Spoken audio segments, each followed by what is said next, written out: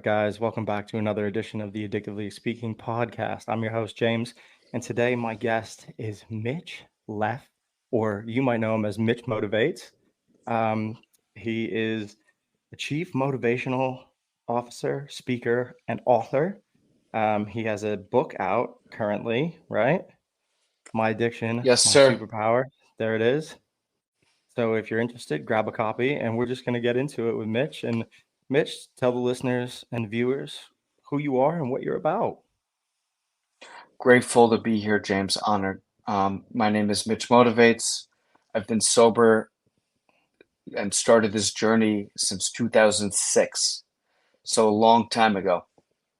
Um, and I have a lot of experience, strength, and hope I would love to share with you today. I'm grateful for you to having me on the show. Despite your hoodie, I am grateful. Um, I'm from New Jersey. Love New York and New Jersey teams. Yeah. Um, yep. What Um, what New York team? What New York team though? What are we talking here? Are you talking Jets? Or are we talking Giants? What are we talking? I, Buffalo? What are we I talking? honestly I honestly both like both the Jets and the Giants.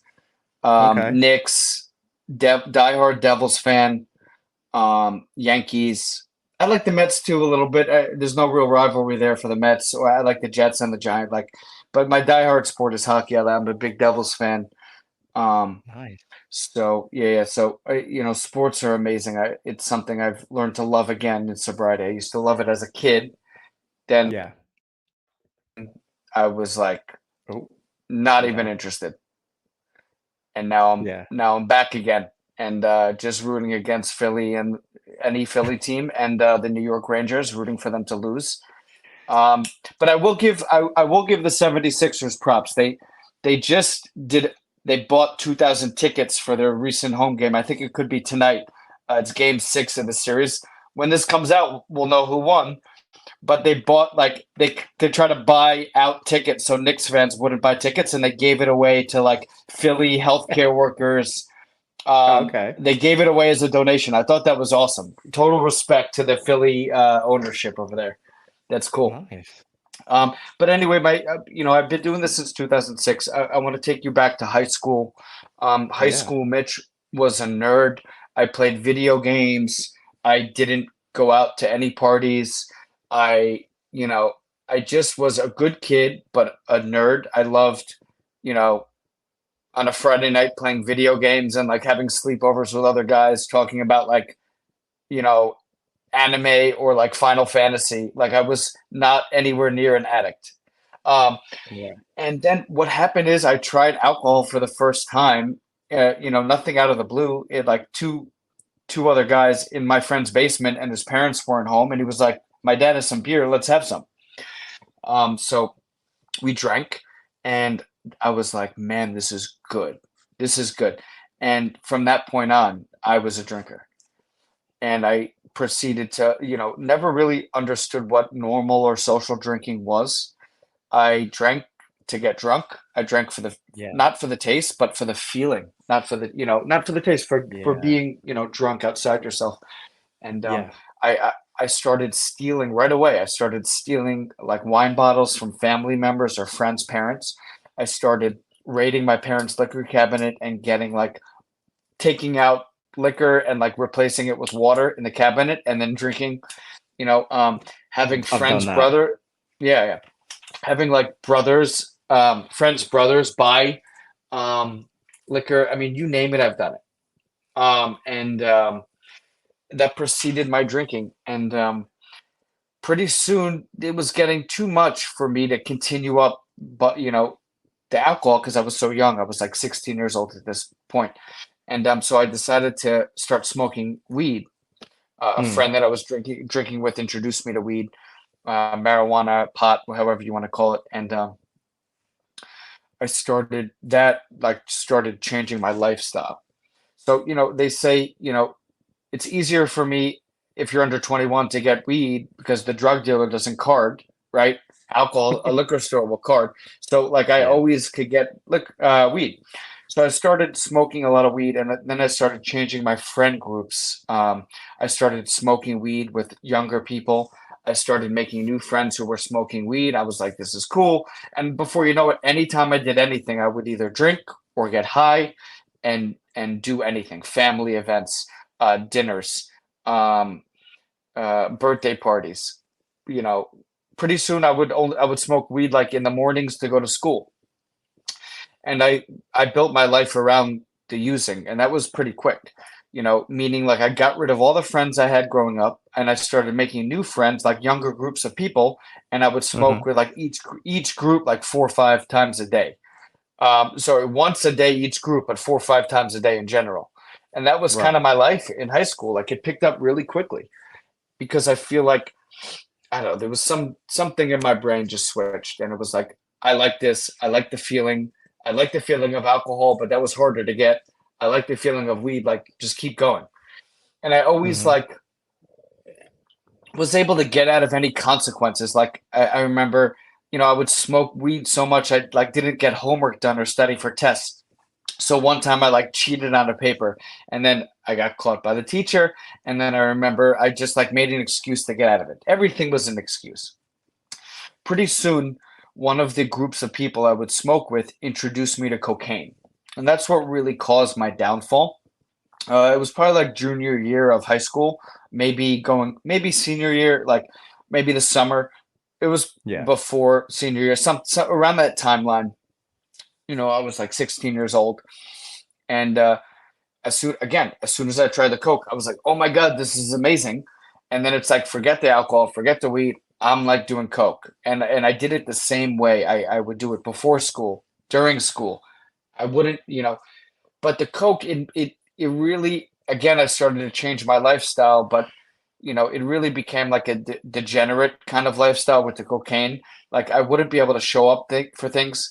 I would start to get increasingly paranoid, and the it would cost more money for the habit. So that really didn't, you know, I'll get to that later with the money, but cocaine, you know, they say cocaine's one hell of a drug, and it really is.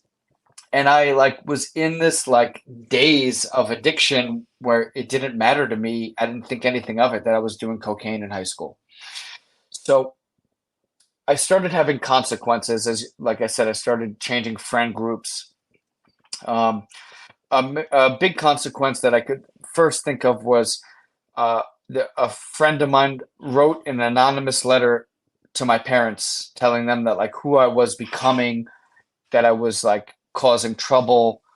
Um, it, it, it, I remember getting it, my parents confronting me about that, and me thinking like, wow, I'm totally a different person now.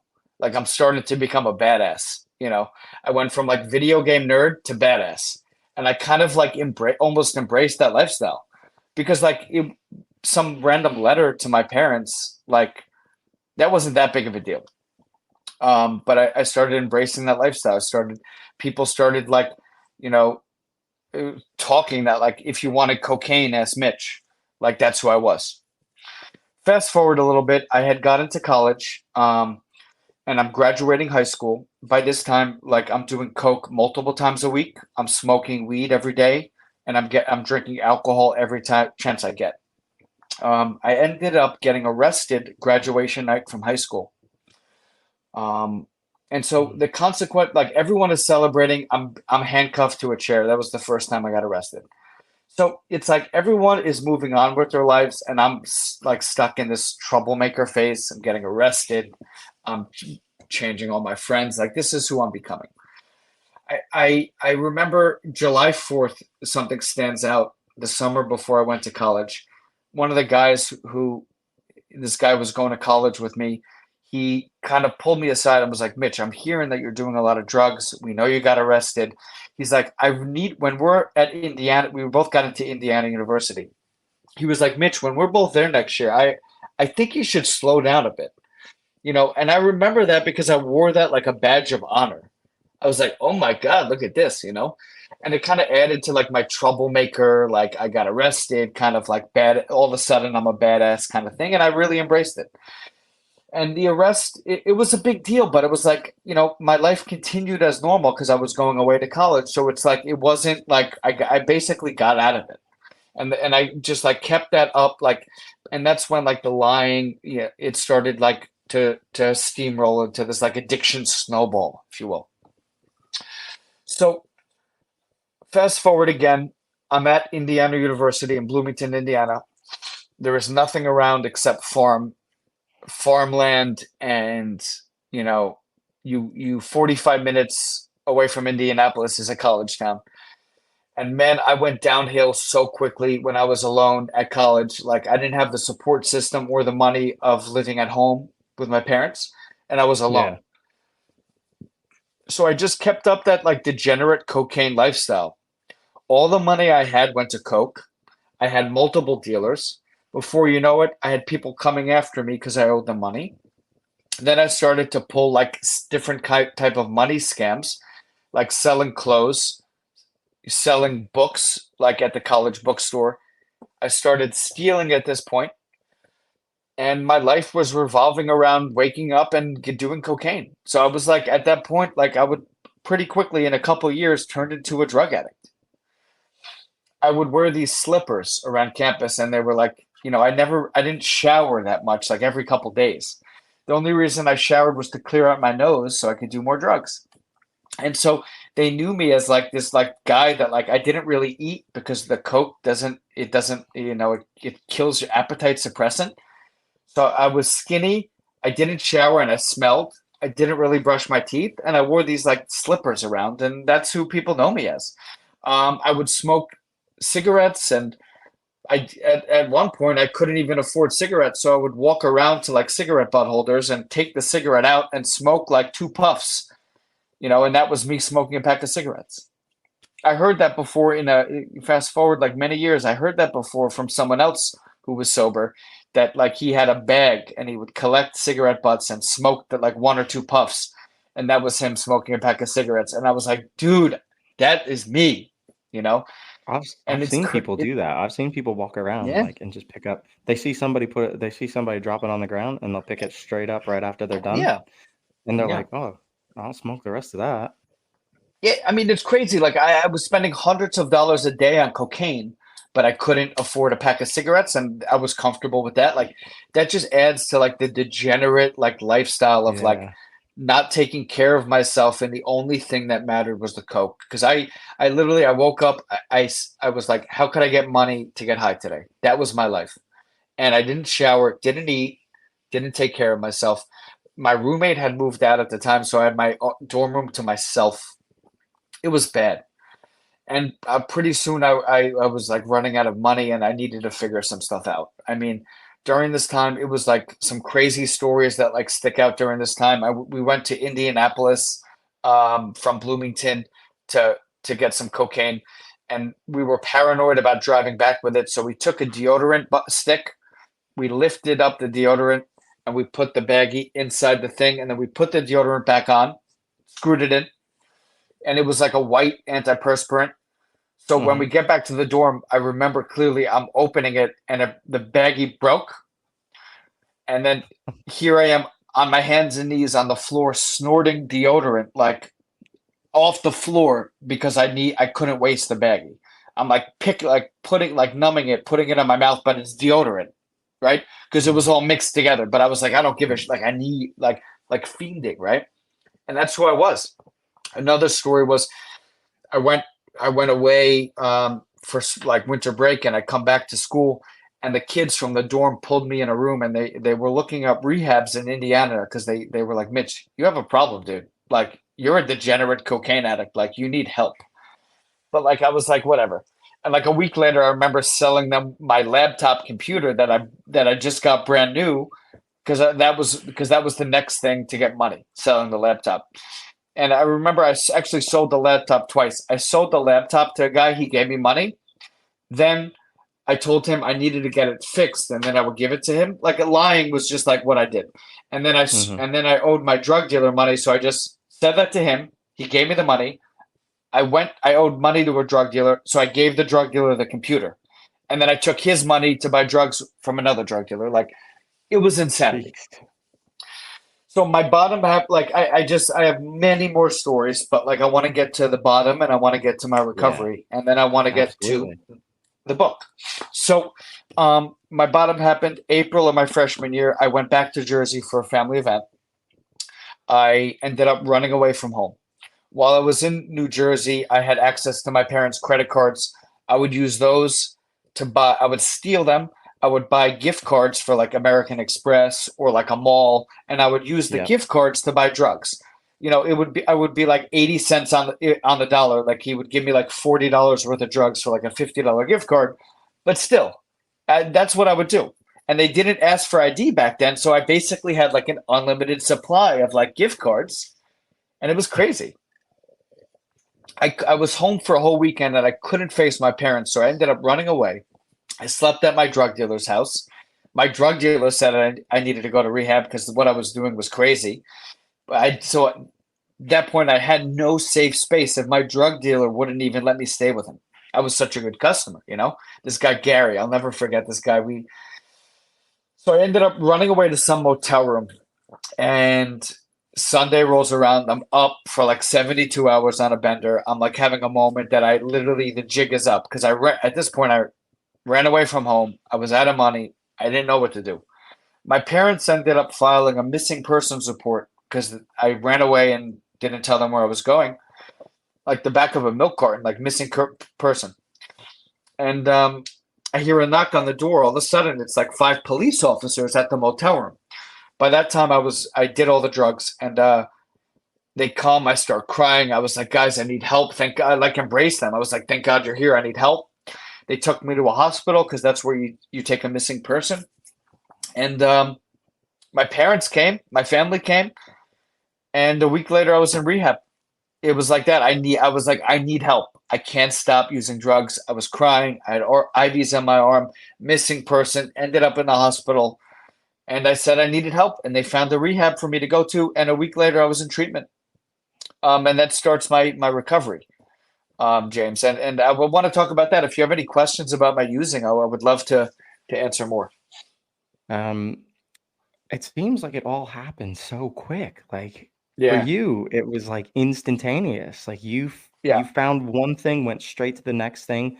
Um, does it run in your family at all? Is there any history of using, or do you think it's just something personally inside of you that is just different? Um, I have a cousin. I have a couple. Yes, and I mean yes and no. It does run in my family, but Right.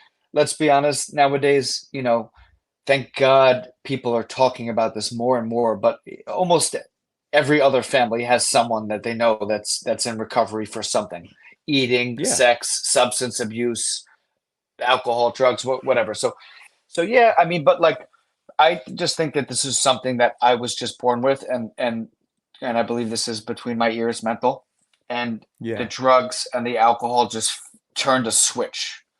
You know, Yeah. Do you think it was you like no matter what, you were gonna have yeah, an unhealthy relationship because you didn't the way you explain it, you explain drinking like to me, like that's how I drank. Like I didn't drink to be social. I didn't drink to enjoy myself. I drank to get hammered, like yes, completely obliterated. yeah, That was the goal. That was the purpose. Don't know why everybody else is just having a good time and yeah, drinking 3 beers and getting a buzz. That wasn't the purpose. Um, mm, so I get that. That's kind of like how I feel in my head is that like yeah, I don't have an off switch and I just go. I just yep, go. Um, so it spirals out of control.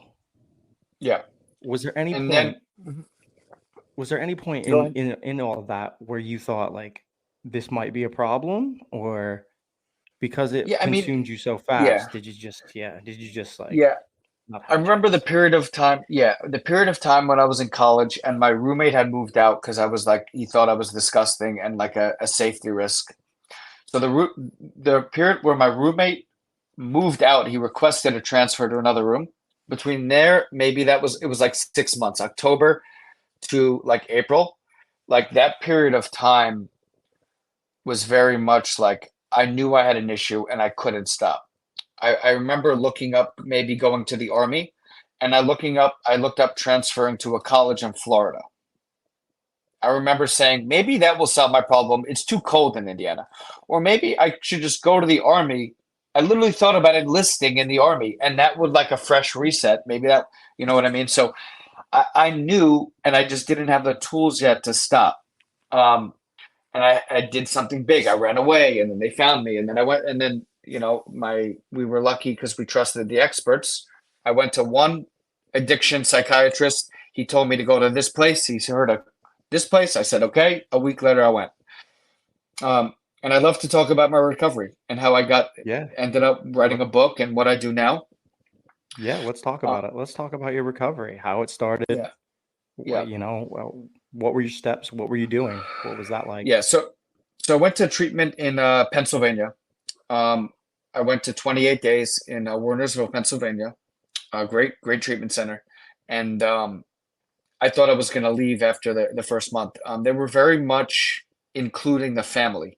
So like the second or third week, there was like a family weekend, and then at the end of the family weekend, I was told that I'm not leaving after 28 days like I thought, and that my parents had decided to have me stay there for an extra 90-day program for their extended care program. So Hmm. was there for a total of 4 months. So it's like right away and I was iffy about it, but eventually I was like, yeah, I'll be here. This is cool. Um, and I was like, I had to be away. I had to complete reset. I had to learn the tools. Um, it was in rehab that 12 step was brought into the treatment center. Meetings were brought in. I remember we were all given books, Alcoholics Anonymous big books. Hmm. Before we ate any meal, we lined up and we had to recite 12 steps. They would take us in the extended care program. They took us out to meetings, and that's really when I started to learn about recovery.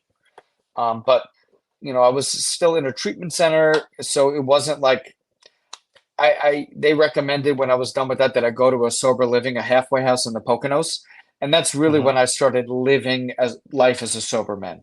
You could learn about the tools. I remember in treatment they said imagine a toolbox, and you have your 12, you have your meetings in that, you have your supportive family, you have a phone, you have a car to get to meetings or whatever, and like you have a therapist, all the different things you have in this sober toolbox. So I learned about it, but I didn't know how to practice it. So the next step of treatment after rehab was very helpful to me. So they said that go to this guy's house in the Poconos. So I lived with this guy. It was all boys. It was boutique. There was like 4 or 5 people.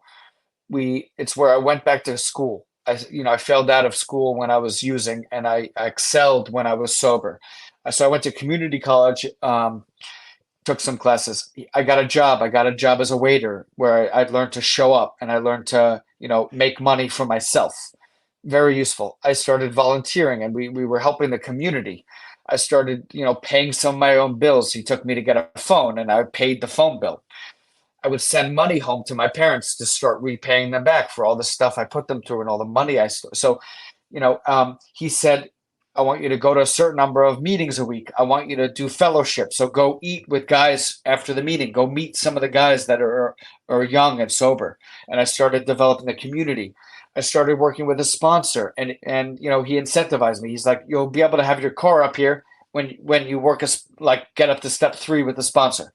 So I started living my recovery program, how I was living it, how I was learning in 12 step and out of 12 step.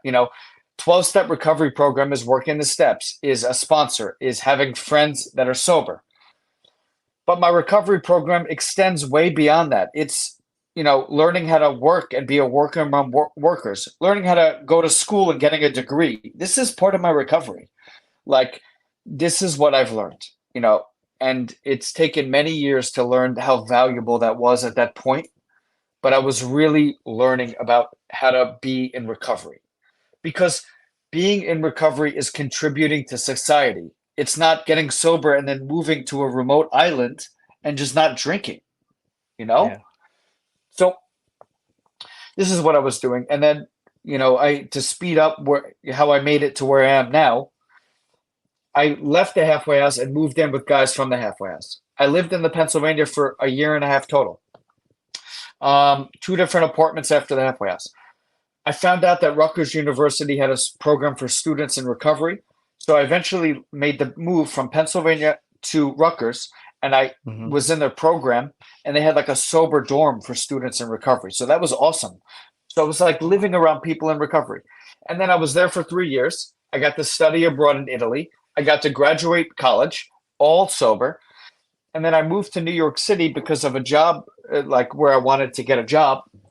And I knew that New York had an amazing sober community. And I moved in with one of the guys I met at Rutgers. So I moved in with a sober roommate. I'm in a new city, but I had like my foundation. I Yeah. call that I had just had such smart feet. I just took the next right action and I followed my feet, not followed what I thought was best for me. I followed what the experts were telling me, what I had at this point, like so many mentors to run stuff by. So I made my way to New York, and I spent a year living with a sober roommate, and eventually I moved out, and I moved into a studio apartment in New York, and now at this point I was on my own, and I've been on my own ever since. Um, I've been in New York for 10 years. I recently moved out to the suburbs of Connecticut, about 45-minute drive from the city. But I Mm-hmm. recently moved out. So I was in New York for 10 years. Then I moved to Connecticut. So in New York, I had multiple jobs.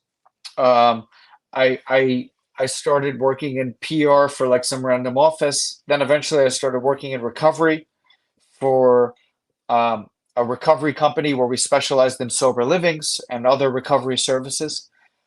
And I did that for like 7 years. And then I ended up leaving and starting my own company, a recovery services company, Mitch Motivates. And I was doing some recovery coaching, was doing some companioning, some transports, helping get people to rehab, flying people, guys to rehab. I mean, there's so much to talk about, but I was really helping people out based on my experience being in recovery and working in recovery. And but it was a lot for me. It was a lot for me when I ran my own recovery company. And after like that, this is good 9 years working in recovery and being in recovery. I Mm-hmm. decided to transition out of my job and I started working. I met a plastic surgeon and I started working in medicine for his office. Mm. And it was really refreshing to have that separation from my own recovery and my own life and like my day Yeah. job. Yeah. And I really encourage anyone. It's like, and I write about it. I'll get to my book. I write about it in my book.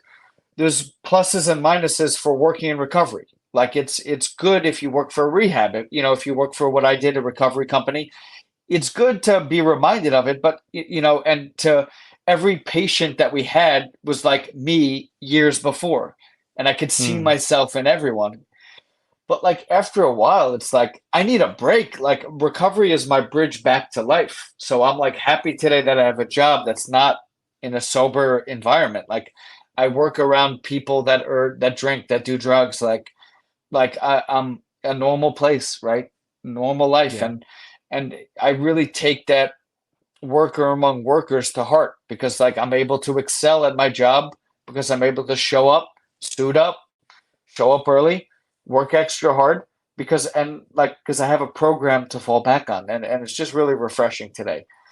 But that leads me to my book because after a couple of years working in medicine, I miss like giving back always to recovery. And I decided, the pandemic really sparked it because I really got into reading. I got into podcasts during the pandemic because we had a lot of time and it was a great way to get information around podcasts, books. And Yeah. I had the idea that I've been sober a long time at this point, and I should write my story down. And it's funny, I like had the idea. All of a sudden, I meet someone, this who was my publicist for the book, this awesome woman and she had written a couple books for this publisher, Post Mm-hmm. Still Press, and she told me, she's like, Mitch, you have an amazing story. Have you ever thought about writing a book? I was like, that's so weird. I was just thinking about it. I'm getting it to reading. Like, this is awesome. So she's like, I want you to go home, write a summary of what you think the book would be. I actually have, and she said, I have a lunch the next week with the publisher. I'm going to pitch him your book. And I want you to make me one promise, she said. She's like, if I pitch him the book and he likes it, I'm gonna help you do it, but you're gonna hire my company to do publicity when the book comes out, whenever that may be. I said, Mindy, we did a handshake deal. Yeah. So she pitched the idea, he loved it, and I got a book deal. And it was just like so amazing. So part of the book deal would be like that the publisher would help me promote the book. You know, it's now on Hmm. Amazon. They help with that. It's on barnesandnoble.com. They help with a lot of stuff. And Mindy, this woman, she helped me get a ghostwriter, and I worked with a ghostwriter writing my story out. And then I was given a deadline, and like about a year later, when the process started, I had a book. It came out in January of 2024, so a couple months ago. And then now I have this book, and what I did is I wrote my recovery journey out from the beginning, like we did in this podcast, to the end, Yeah. like Yeah. moving to Connecticut, um, and writing the book. I wrote out the process of writing the book, and I really explained everything. And that's the book. And it's like a guide of like my journey in recovery. And what I did is I broke it down into 12 chapters, and I summed up each chapter with a tip, like a summary or a tip to give advice on each point of my life. And I kind of try to tie it to that point in my life. For example, is one is too many because it's never enough, because that was about using. The second chapter is called rehab. Um, and at the end of that chapter, my tip, I give like advice on if someone wants to go to treatment, how they can get what resources. I list two websites to go get resources to find treatment centers for you. So like I'm really like into making it super practical. So my story and the 12 tips for overcoming addiction. And then we're we're here today. You know, I needed a break from the city. I moved to Connecticut. I commute to work and my day job. I'm super productive on my day job that they call me the chief motivator, because this is the kind of energy a sober person who's doing the deal brings to life. I'm an author, and I was able to do that while working another job, and I was able to have this book come out. I went around the country: New York, Connecticut, Philly, California, Florida, and I went to Barnes and Noble stores and I did book signings and I met people. And like I'm gonna see what happens this summer. We're gonna keep on doing it, man. And I'm grateful to share my story, um, my experience, strength, and hope. Again, I'll hold the book up one more time. You could buy it on my website, mitchmotivates.com. You could buy it on Amazon, barnesandnobles.com. And yeah, all I'm about is spreading the message, because I know that at least one person's going to listen and be and contact me, contact you, and we're going to help them. Yeah. So that's Yeah, what I'm all about, absolutely. brother, and that's why we're here today. Wow. Mitch, what a story, man. Um, Yeah, it's awesome to see like what a turnaround like sobriety can make for people, like the yeah, transformation in your life and the way you just set out and just blazed a trail. Now, you have the nickname Mitch Motivates, but what motivates Mitch? I want to know what motivates you, because that's the yeah, key. You're motivating other people, but what's your yeah, motivation? What keeps you going? yeah. I mean, look, that's a great question. Um, Really, the more time, the more years I have in recovery, um, I have this thing that I say for those who can't. You know that there's a couple people. I've been to a lot of funerals, and there's a couple people that are not here anymore, and they died because of this disease. So I'm going. What keeps me motivated is those people. What keeps me motivated is the sober guy who can't keep a job, who just is unable to show up, and is like is doing well in a couple other areas, but he's like he just can't show up at 7:55 when the boss says get here at 8. Like he's always there at 8:15. He's always making excuses, like that guy. Um, the like I'm just doing it for those who can't and for those who we've lost. And there's a lot of people, and I know that like I don't even need people to tell me. I know that I'm continuing to set the example of what a sober man is. I know that there's a lot of people that are like not doing the right thing, and I'm doing it for those people. And there's a lot of people on a daily basis that keep me motivated. So there you go. And I'm doing That's it. awesome. I wouldn't be, yeah. And the last thing I'll say is I'm doing it for my family, because they've what I put them through and their endless support. Like every single member of my family supports me. Um, One of my cousins, I'll never forget, at his sister's wedding. You know, they always have grape juice available. I'm Jewish, and we do a prayer over the wine, Mm, and they always have grape juice available for me like clockwork, and that is years grape juice. So meaningful. yeah, And it's the small things, by isn't accident, it? yeah, yeah. And by accident, my cousin handed me a cup, and it had wine, and I'm about to drink it, and he like leaped to smack it out of my hand, and like that kind of stuff is, I do it for them. So I wouldn't be able to do this if I didn't talk about my family. And yeah, So what's next? What do you do? You wrote a book. yeah, You work a job. What's next? What's next on the agenda? Where do you go from yeah. here? I'm going to answer that by saying the following.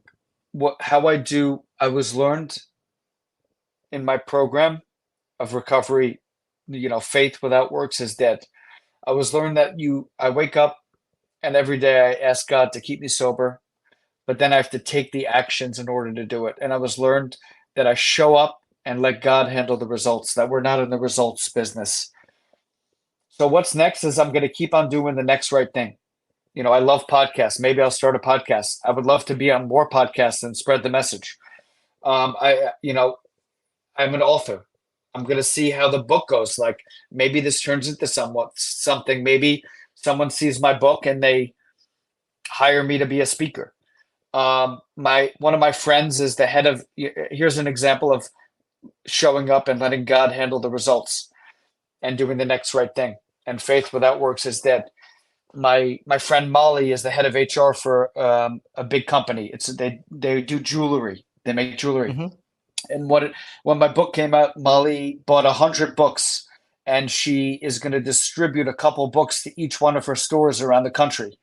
And she's going to tell the HR policy at her company is going to be, if you struggle with addiction, you're going to be given a book, and you're going to be given my contact info, which is like, what the wow, like, Yeah. maybe more of that, maybe more corporate. I, the answer is I don't know what's next, but if I keep on showing up and doing the next right thing, something good is going to happen. Um, I'll tell you that. That's, you know what? I couldn't agree more. I mean, I think the things that, like, me putting this podcast together, I worked Yep. really hard at building it and growing it. And, Mhm. fate has it that I post in a group, I get connected with you, we connect together, these, like you said, the next right thing. So yeah, that's awesome. Mhm. Um, is there anything else you'd like to talk about before we wrap things up? James, I'm really good. I said a lot. I'm big into self promotion. So again, I'll say you could find me on mitchmotivates.com. My social media handles are Mitch Motivates on everything, TikTok, YouTube, Instagram. Um, and I would have anyone check out my book. Go on Amazon, get my book. It comes next day, and you'll see my story where I list out my journey in recovery and some tips to help you or a family member. Oh, I'm just grateful that you took the time to hear me out. And I'd love to connect again. Let's chat offline more. Okay. Yeah, absolutely. All right. So before I end all my shows, I need three things that you need in your recovery. What are the three things you need? You can't go a day without. You got to have them. They're the cornerstone, the foundations. Okay. Prayer and meditation and my relationship with my higher power. So faith. Number one is faith. Yes. Number two is community. Um, Yes. from late last night when I was driving home, call a guy that lives in California that used to live here that I'm friends with. This morning, I talked to a couple guys. I have my sponsor, like the community of people, because like they're able to show me that it's possible. Sometimes you can't even pray for something if you don't know what you're looking for. But if I see a sober guy with 15 years that has a wife and kid, and I don't have a wife and kid, I can be like, wow, that's going to be me one day. So the community. And number three is my friends and family. Like I have friends that are not sober. I have family that are not sober, and they support me. And it's important that I have that outside of my recovery. Other people that are not in that community. and they're mostly friends, family, and my dog. So that's it. Nice. Awesome. A great list. All of them are Thank you. great in their own way. Um, Thanks, James. Mitch, I want to say thank you so much for coming on the podcast. I'm very Grateful. appreciative of your time. Thank you, and we will connect. I will stay in Yeah. contact with you. I promise you that. Yes, But sir. thank you for coming on and spending your time sharing your story. So, all the links to Mitch's stuff will be in the description of the video. I will Thank you. post it. So if you can get a copy of Mitch's book, give it a read, and listen, experience his journey and take his tips and learn from Thank you. Mitch. God bless Thanks, you, Mitch. James, and talk soon. Yeah, thanks, man. Bye.